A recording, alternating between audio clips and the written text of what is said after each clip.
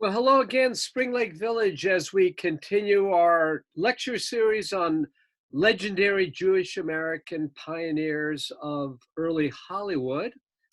And this week, we're going to be examining the life of a movie mogul, not as readily recognizable as Louis B. Mayer or Sam Goldwyn or Jack Warner, but he was one of the most influential pioneers of early Hollywood.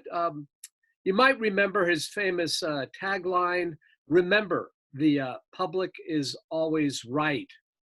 The man is Adolf Zucker, whose name has always been associated with Paramount Studios. The Zucker story is the story of a a Jewish immigrant from Austro-Hungary who came to America and created an empire of his own. Um, his story of how he built Paramount Pictures is a great epic in its own right, a story of innovation and entrepreneurship in the annals of American history. So today, let's review by rewinding the reel as we examine the remarkable life of Adolf Zucker. So Adolf Zucker was born Adolf Kukor. Kukor in Hungarian means sugar. The name was later changed to Zucker. Now, some of you may be familiar with the famous Hollywood director, another Hungarian by the name of George Cukor. In any case, Adolf was born in Riche, Hungary. Here you can see a picture of his small town, which was located in the former Austro-Hungarian Empire. Born in Riche, Hungary on the 7th of January in 1873. His father, Jacob, ran a general store, but Jacob would die when Adolf was only a year old, and his mother, Hannah Lieberman, did remarry, but she passed away when Zucker was only 7 years of age. And then he was sent off to live with his mother's uncle, Uncle Kalman, who was a rabbi. And Uncle Kalman wanted both his nephews, Arthur, who was the older brother of Adolf, both boys to go to a yeshiva and become rabbis. Arthur eventually did, but not so with Adolf, because Adolf had other aspirations. So, as Adolf would later describe, his Uncle Kalman was a stern, dedicated, argumentative Judaic scholar who was interested primarily in sort of arcane disquisitions on the Talmud and aspects of Jewish law. Young Adolf was in no way interested in this. What I was interested in was this Bible, but the story and the individuals and their remarkable lives. This is what fascinated me.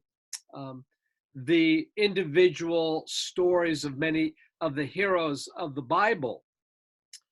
They inspired him to search his own path, to follow his own path. And so, whereas his brother Arthur would go on to a yeshiva school, young Adolf decided that wasn't the life for him. And so when he was 12, he was apprenticed at a dry goods store where he did menial jobs like sweeping. But in the meanwhile, he was determined to learn English, and he would go to night school a couple times a week to learn English. But throughout his life, despite the fact that he became quite proficient in English. He still had a very decidedly thick Austrian German accent. Now, more than anything else, he wanted to make his way to America, and many letters that were coming back from the New World talked about this land of opportunity. So, more than anything else, he wanted to travel to New York. And he was able to get necessary funds from an orphanage that provided him with a steamship ticket and $40, which he sewed inside his vest. And in 1888, he eventually arrived in New York Harbor and, of course, had to go through the Castle Garden Immigration Center, the same facility where literally thousands of new immigrants would have to enter before being allowed to settle in the United States. He was fortunate in obtaining a job with a Jewish furrier. They paid him about $2 a week. Eventually, he learned how to cut furs, which was a very valuable skill set, and he became very good at fur cutting as well as designing. In fact, he became very adept at every aspect of the furrier industry, although he didn't see himself as a salesman. He was a small man, only 5 feet in height, very retiring, very shy. But more than anything else, once he learned English, he wanted to become a real all-American boy. And he took up many of the favorite pastimes of other American kids, learning to box, sparring, eventually had cauliflower ears, but he was a great baseball enthusiast, and throughout his life, he could just sort of whip off all sorts of batting statistics, etc. So as I mentioned, he became very skillful as a fur designer, and at the age of 19, he decided to go off on his own and begin selling his own furs. And it should be noted, like so many other young Jewish immigrants, he had this strong ambitions and desires to realize the American dream. And he's had that strong entrepreneurial spirit and his desire to carve out his own destiny and be the master of his own fate. Now, a lot of within the Jewish community, there was kind of this animus between German Jewish immigrants who had made it, become successful, had well-established businesses, versus a lot of the other Eastern European Jewish emigres, especially those from Poland or Austro-Hungary, that were kind of looked down upon. But that didn't matter to him at all. He was absolutely bent on making it. And in 1893, he heard about the World's Columbian Exposition that was being held in Chicago to commemorate the 400th anniversary of Columbus's discovery of the New World. So off he went to the gateway to the West. And at this all-important exposition, which kind of showcased American ingenuity, entrepreneurship to the rest of the world, there were many other famous American icons of invention and industry, like Henry Heinz and Henry Ford. Now 20 years of age in 1893, in Chicago, he met another former New Yorker by the name of Morris Cohen, who also had background in the fur industry. Morris Cohen was the uncle of his future wife. But the two of them decided to go into partnership and set up their own fur company, the Novelty Fur Company, which was enormously successful. They decided to specialize in fox fur clasps. Now, as I mentioned, Adolf was somewhat shy, retiring. He didn't like to be the front end of the business who went out and solicited new business, new vendors, etc. He liked overseeing the operation in the back room. Eventually, the Novelty Fur Company really grew. There was as many as 28 to 30 employees, but he handled the everyday operation in the background, while his business partner, Morris, was the one who traveled about obtaining new customers. As I mentioned, their company was enormously successful, so much so that each of them made several thousands of dollars, enough for Adolf, about a year later, to return to Hungary, visit family members, and then visit a little bit of Europe. So he was an up and coming young entrepreneur, returns to Chicago, and in 1897 married the niece of Morris Cohen, Lottie Kaufman, and both Lottie and Adolf had two children, Eugene, who eventually became an executive around 1916 at Paramount Studios, the famous Hollywood studio that would become immortalized as a result of the establishment of that epic studio in Hollywood. And another daughter by the name of Mildred. I should say his one and only daughter, Mildred. So the fur business of the Cohens and Zukers would expand when they moved the business to New York City in 1900.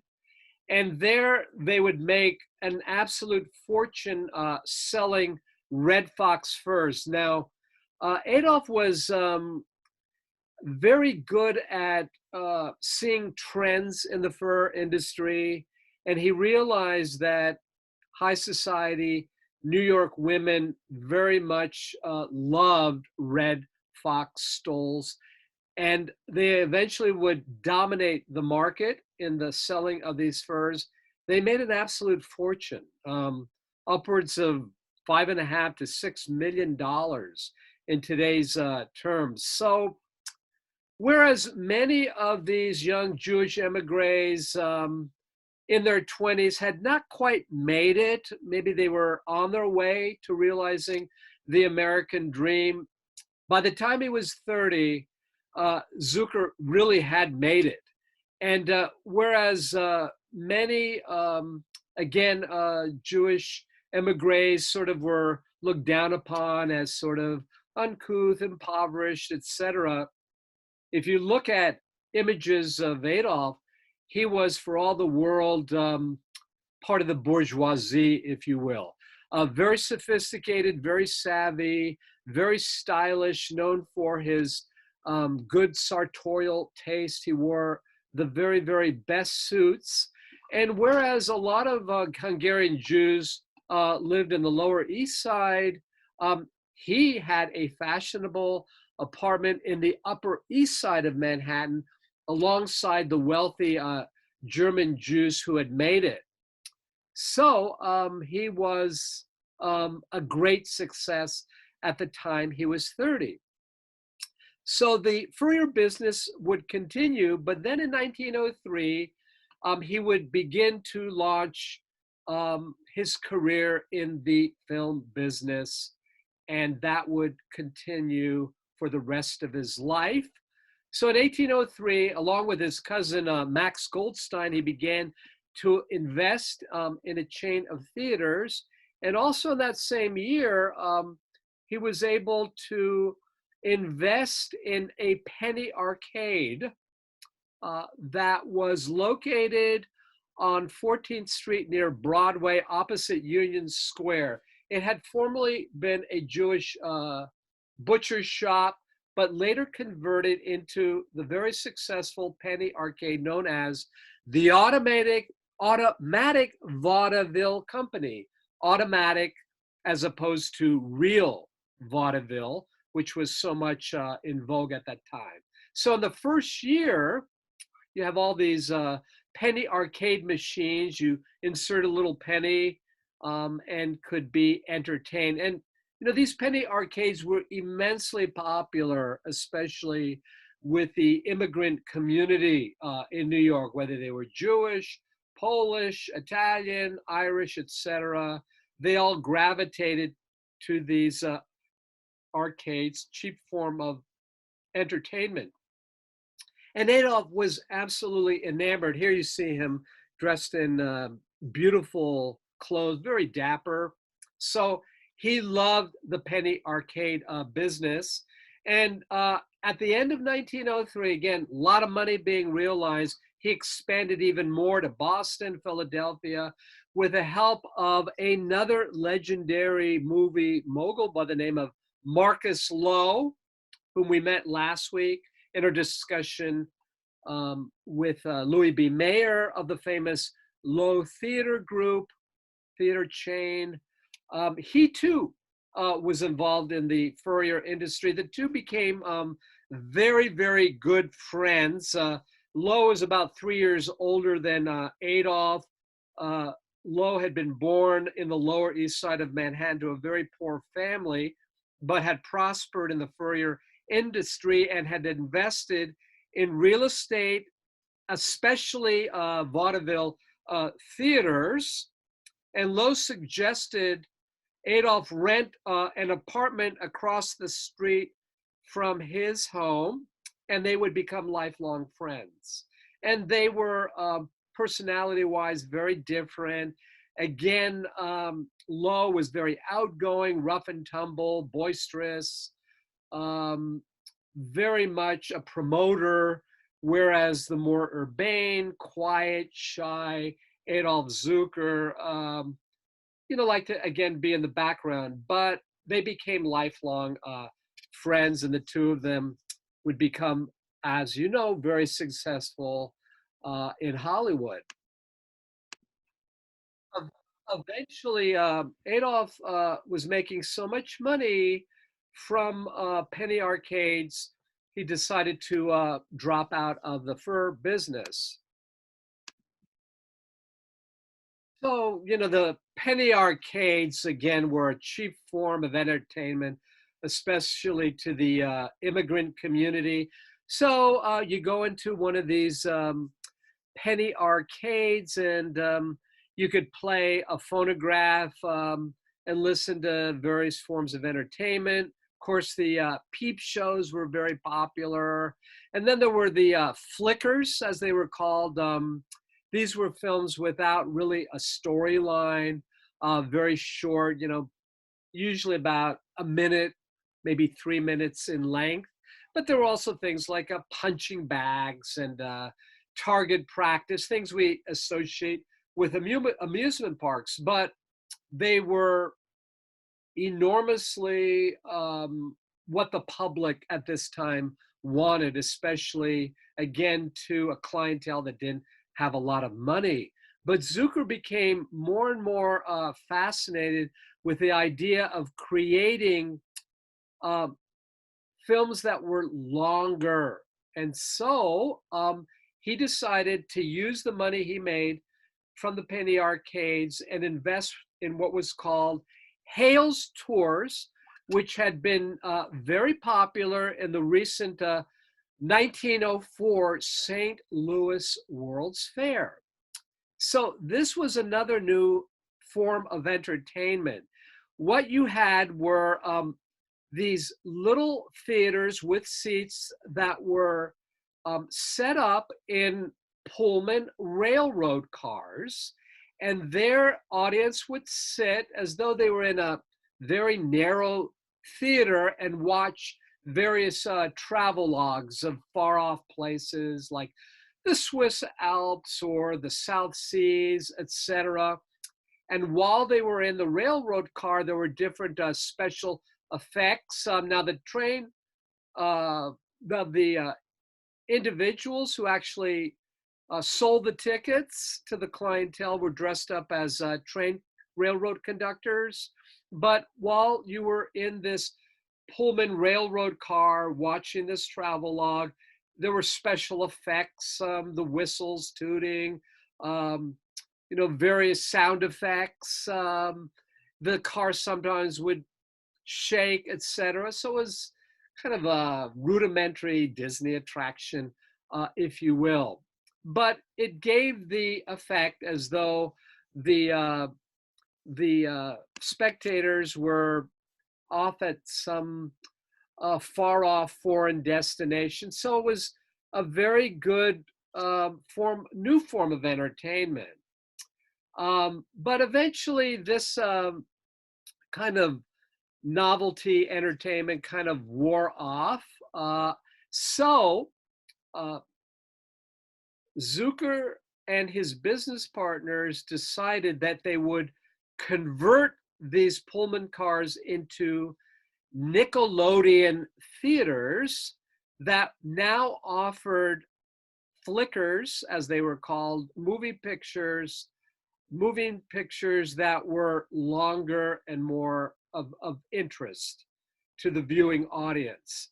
And he realized that to the 10 million immigrants that had arrived during just a 10-year span from 1900 to 1910, this would be a huge form of entertainment.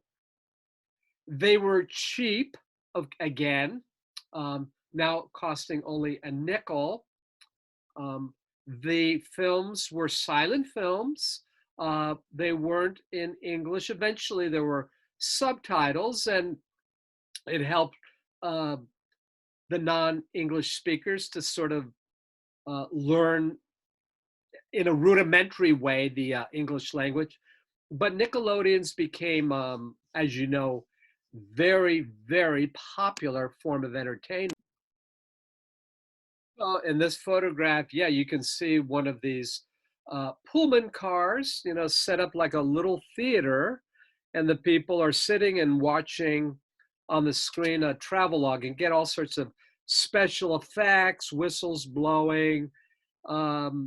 Sometimes, as I mentioned, the train would shake to simulate like you're going up the Alps, etc. Anyway, but this form of entertainment, as I mentioned, wore off. So the railroad cars were converted then into Nickelodeon venues. And young Adolf, with other business partners, would buy up other venues in order to create the Nickelodeon arcades, which became immensely popular. Now, what differentiated Zucker from other pioneers of these forms of entertainment was his desire to show films that had more substance, films of greater interest, not just peep shows or kind of vaudeville kind of entertainment or even travelogues. What he wanted were kind of films that talked about the human experience.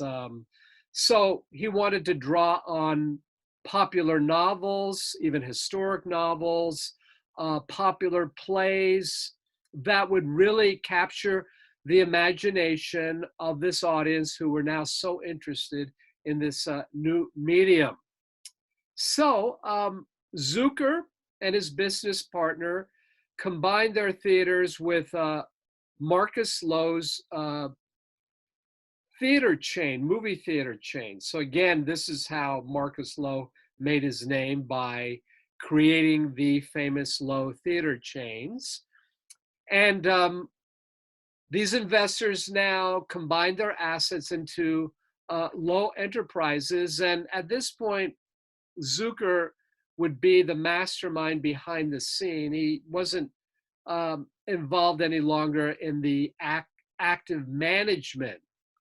But what he was interested is in the production of first-rate films. So in 1911, for the outrageous sum, sorry, I spelled it wrong here, outrageous bust, but outrageous sum of $35,000, that was an absolute fortune. It was like something like a $500,000 in today's terms. He bought the US rights to a film that had been released in the UK and Europe about Queen Elizabeth I, starring the legendary silent film star Sarah Bernhardt.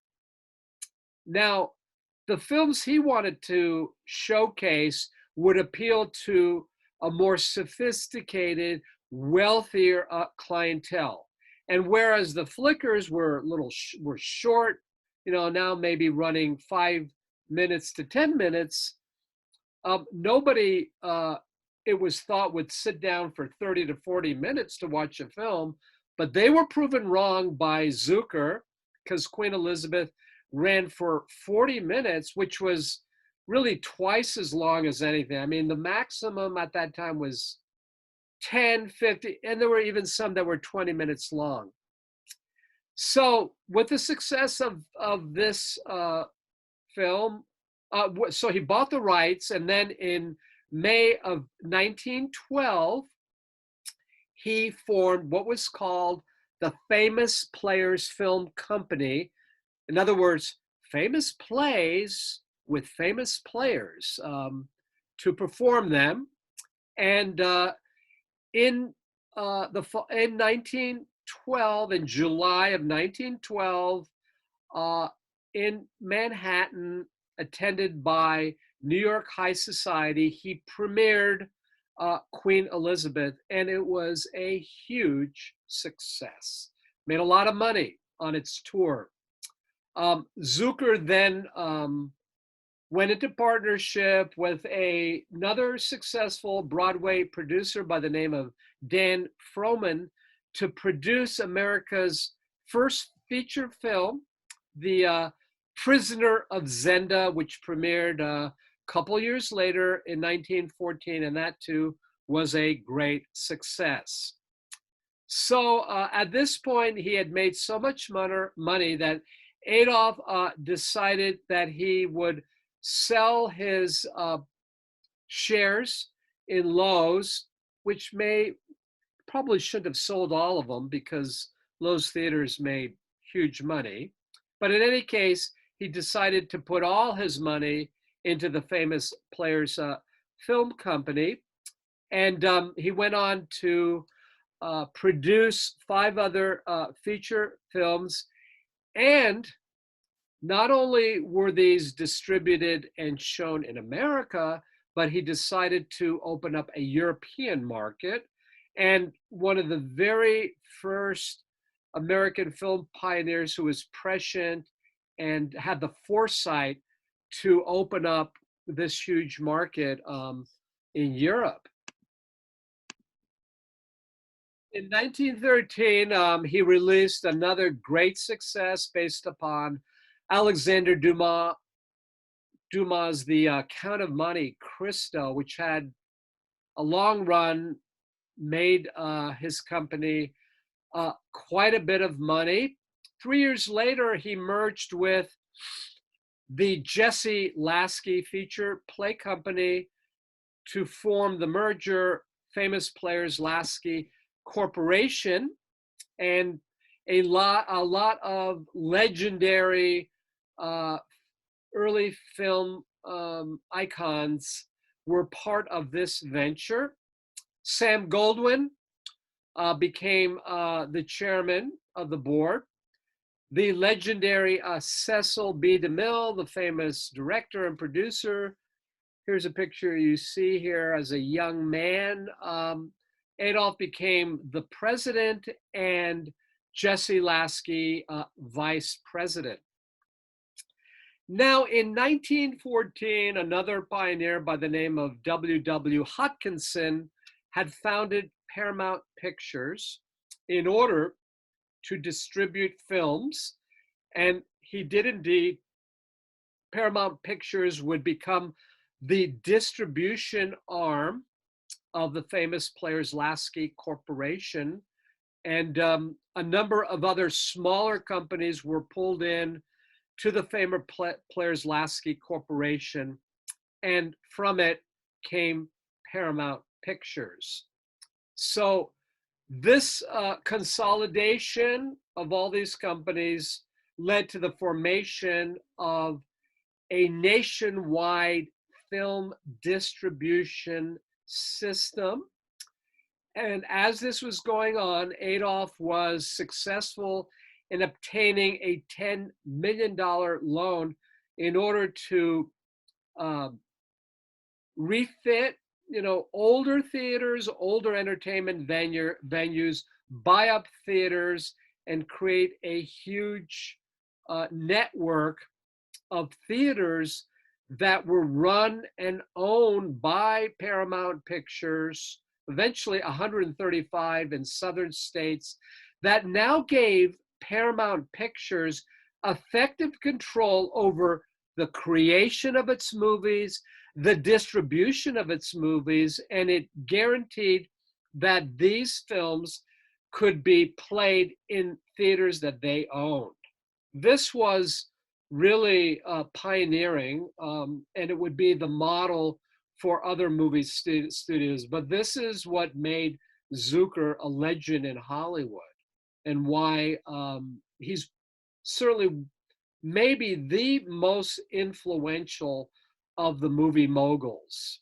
And this is even now the way great movie studios operate, creating, distributing, and having complete control over their own product, and releasing them in their own theaters.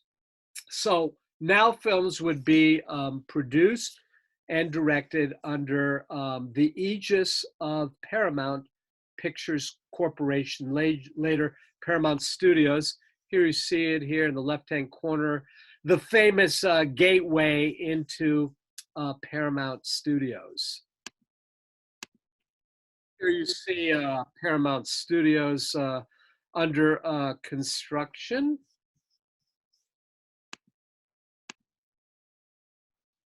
So as we saw last week, the film industry was basically built on the so-called star system, which we discussed last week in our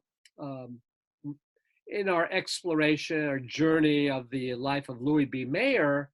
So in the star system, you have recently discovered actors who are tried out for small parts.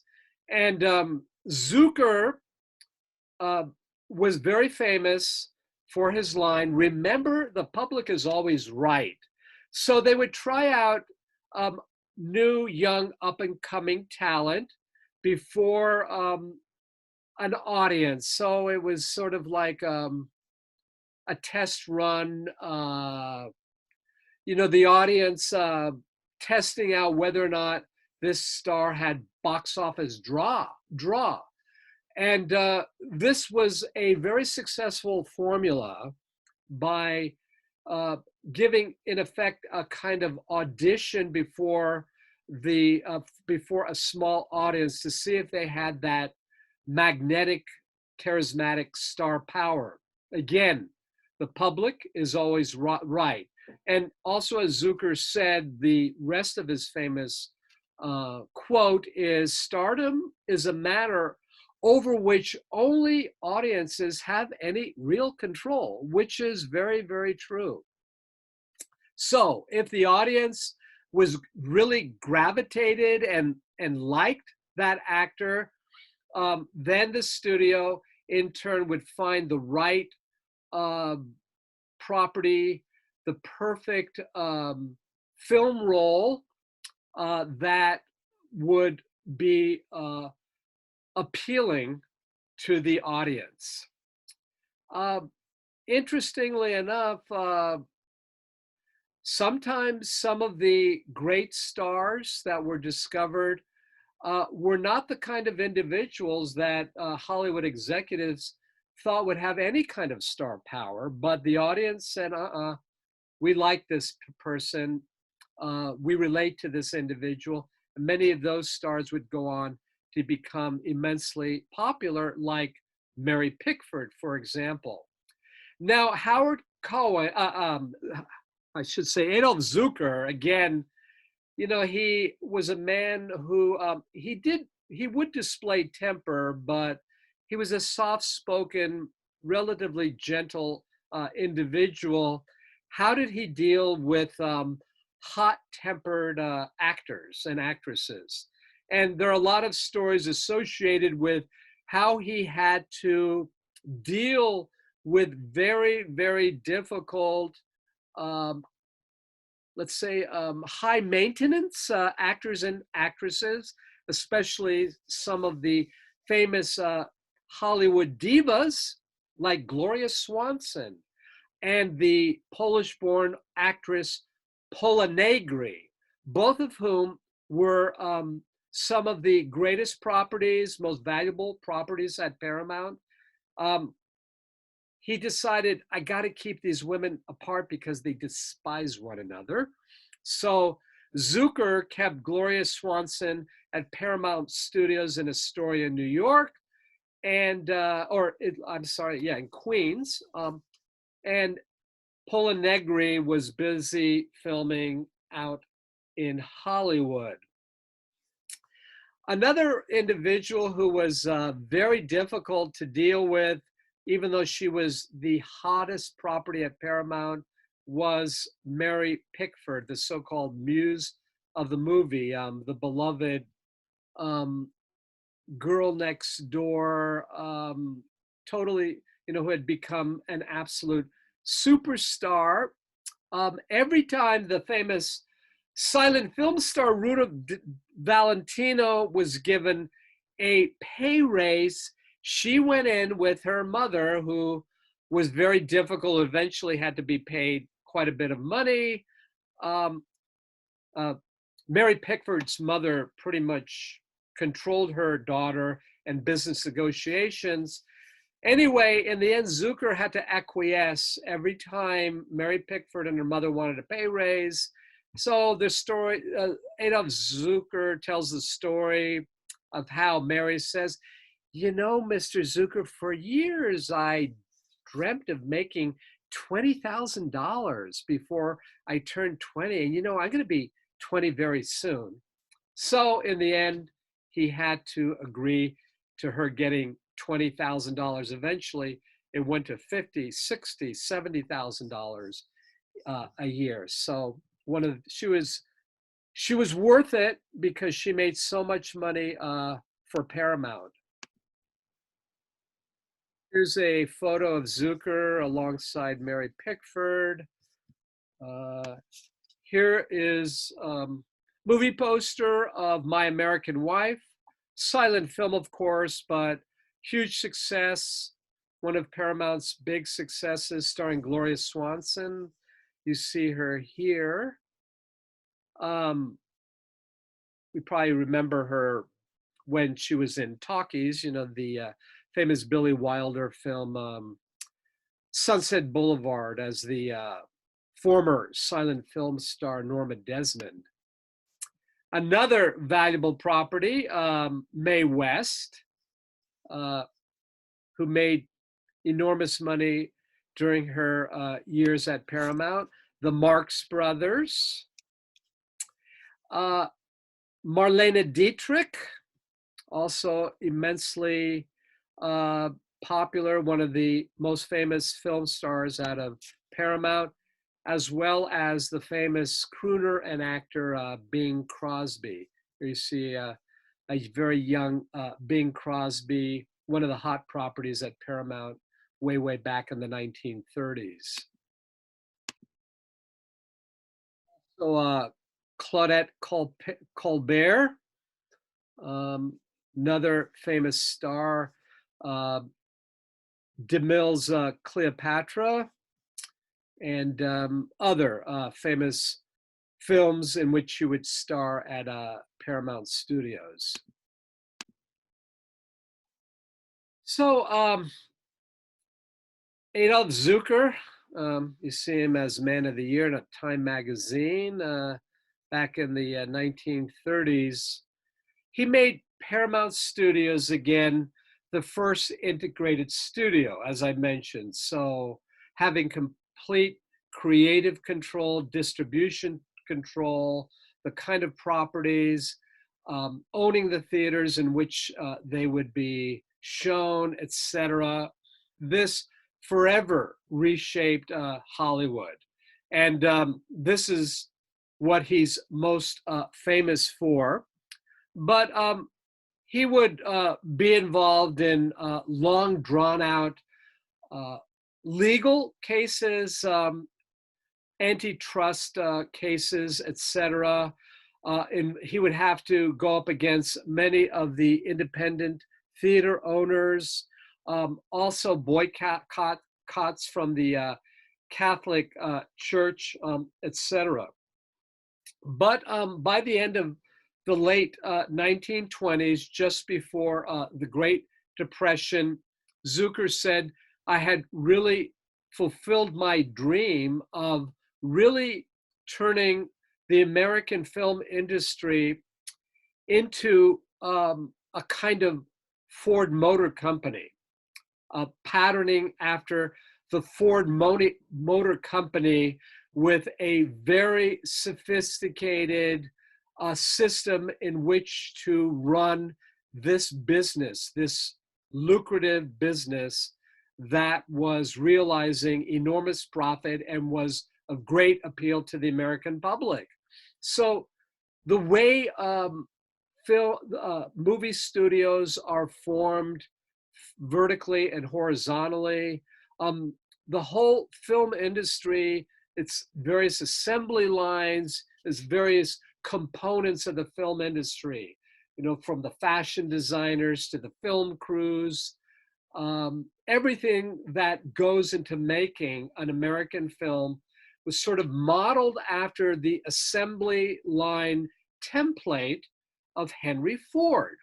And that turned to be the perfect model for the success of the film industries.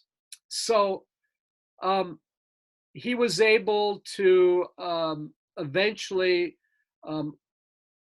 emerge triumphant over various acquisitions and many antitrust suits. And today, we find no less than 6 of the major studios that exist today, controlling 85% of the North American film market, are based their studios, were constructed and fashioned using Adolf Zucker's blueprint at Paramount Studios.